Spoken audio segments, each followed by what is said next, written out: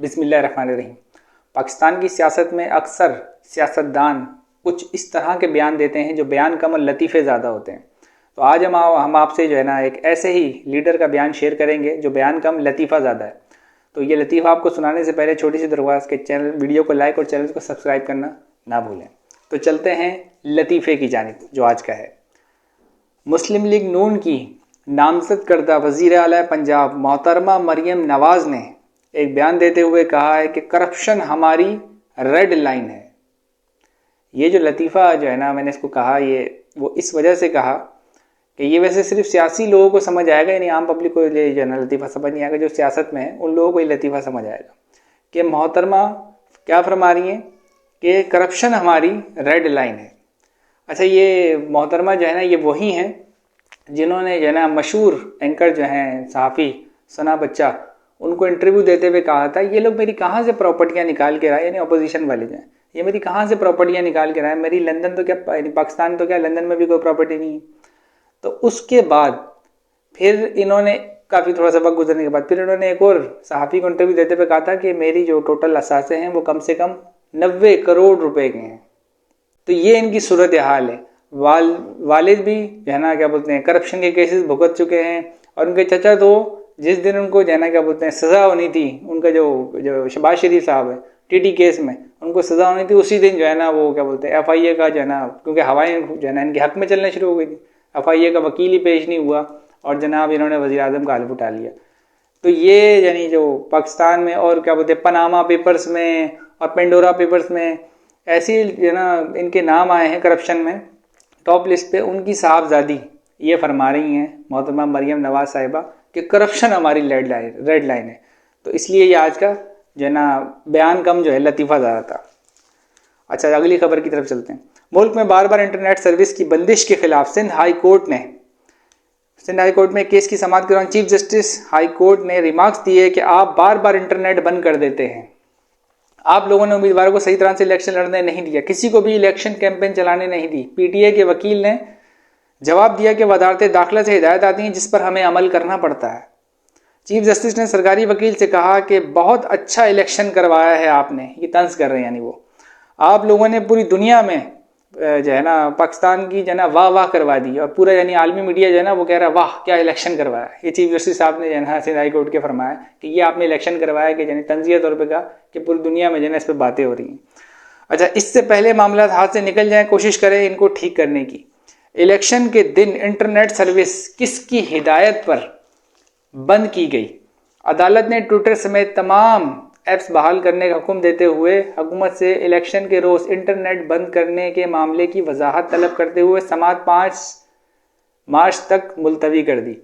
अच्छा, ये ट्विटर जो है ना कोई 5-6 दिन से जो है ना लगातार ये इसकी जो है ना बंदिश की जा रही है। इलेक्शन वाले दिन तो नेटवर्क ही बंद कर दिया था, वो तो सबसे बड़ा यानी जो है ना ये क्या बोलते हैं गन डाला गया और इलेक्शन को मुतनाज़ा बनाया गया। ये इंटरनेट और कॉल जो है ना सब नेटवर्क बंद करके जो इलेक्शन से रिलेटेड था, यानी जो इलेक्शन कमीशन का अमला था उसको रिजल्ट भी इसी के थ्रू भेजने थे, और लोगों ने अपने यानी जो है ना ID से वो चेक वगैरह भी जो रह जाता है वो जब 5 बजे तक जो इलेक्शन का टाइम था उस वक्त तक वोटर का हक था कि वो अपना जो है ना क्या बोलते हैं पोलिंग स्टेशन जो है ना वो चेक कर सके, जो इन्होंने एक नंबर दिया था मैसेज का।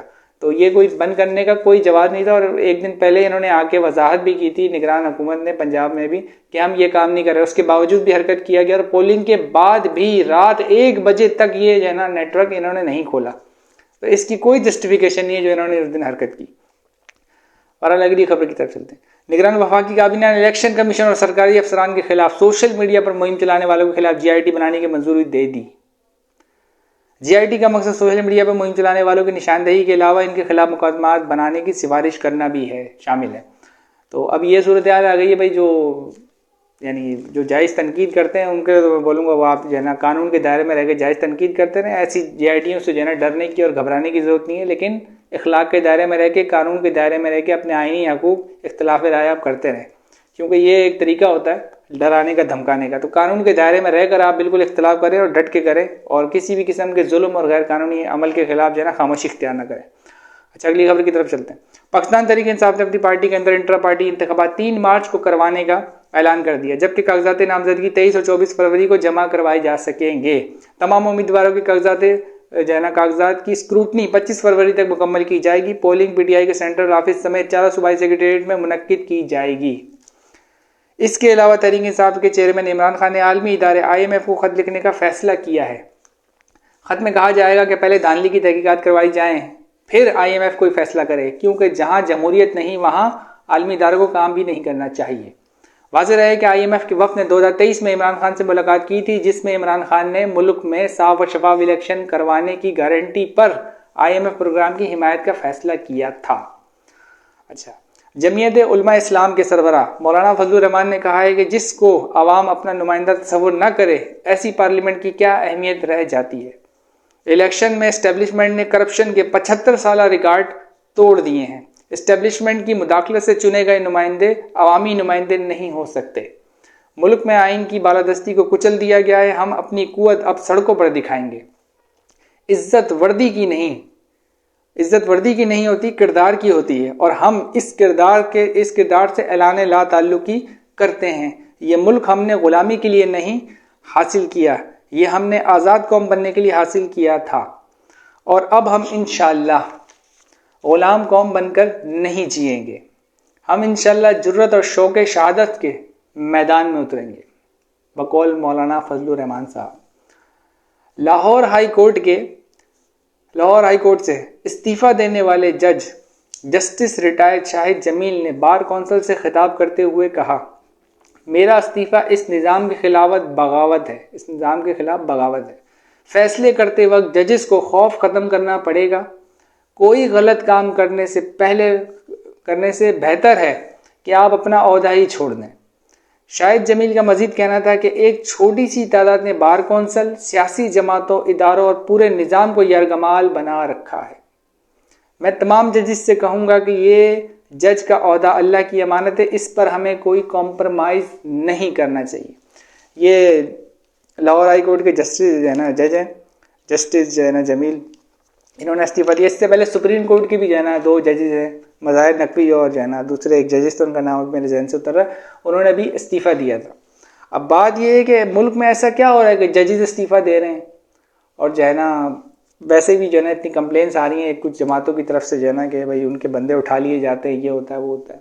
तो यहाँ पर ये जिन्होंने अभी लाहौर हाई कोर्ट के जिस जज ने इस्तीफ़ा अभी दिया है, उनका भी उन्होंने अपने बार कौंसिल से खिताब करते हुए इशारा इस तरफ किया कि जजेस खौफ के अंदर इसके अंदर फैसले ना दें। तो बात इसमें सोचने की ये है, और उन्होंने कहा इस निज़ाम के खिलाफ बगावत है। मतलब इस निज़ाम में कुछ खराबी थी जिसकी वजह से आपने इस्तीफ़ा दिया। वो जाइए खुल के बात नहीं कर रहे, लेकिन कुछ तो इनके बात से पता चल रहा है ना कि भाई कोई खराबी थी ना। आप कह रहे हैं मैंने निज़ाम के खिलाफ बगावत की, फिर आप जजेस को कह रहे हैं कि भाई खौफ में रह के आप अपने फैसले न दें, इससे बेहतर है कि आप इस्तीफ़ा दे दें और जगह छोड़ दें। इसका मतलब है कि निज़ाम में खराबी भी है, उसके अंदर अपने कुछ लोग जो भी हैं वो फैसले मुसल्लत करवाने के लिए जजेस को धमका रहे होंगे या उनको खौफ दिला रहे होंगे, जैसे उन्होंने बात की है, और उनको क्या बोलते हैं, कह रहे होंगे हमारी मर्जी, कुछ लोग अपनी मर्जी के फैसले भी जजेस से लेना चाह रहे हैं, उन पर दबाव डाल रहे हैं, जिसका ये कह रहे हैं कि गलत फैसले, मतलब फिर गलत फैसले भी हुए होंगे ना, तो ये जजेस के बारे में कह रहे हैं कि गलत फैसला देने से बेहतर है कि आप इस्तीफ़ा दे दें।